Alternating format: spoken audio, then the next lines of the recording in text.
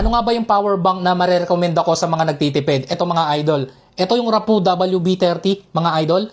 Ang kagandahan dito 30,000 mAh na siya, pero yung presyo nito is halos katumbas lang ng 20,000 mAh na power bank. So meron din po siya ditong dalawang output na dalawang USB-A po mga idol ko.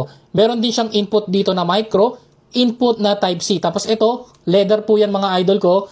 Pwede natin siyang bitbitin ng ganito. Bakit nga ba mas mura itong power bank na to sa iba? Dahil yung output wattage po nito is 15 to 20 watts lang po mga idol ko. Pero sapat na yon para sa quick charging. So hindi naman natin kailangan gumamit ng mga super fast charging palagi, ultra fast charging palagi. Dahil yung cellphone natin, kung gusto natin ingatan yung kanilang mga battery health, dapat gumagamit din po tayo ng mga ganitong klaseng power bank. Yung merong mga mabababang output, mabababang wattage mga idol ko. Kasi nga, ang maganda sa ganitong power bank, hindi po siya nagiinit sa cellphone natin. Compatible din po ito sa mga iOS devices, Android devices mga idol ko.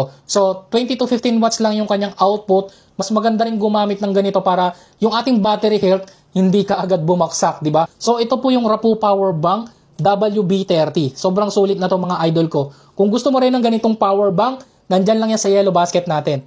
Check out mo na lang kung gusto mo rin ito.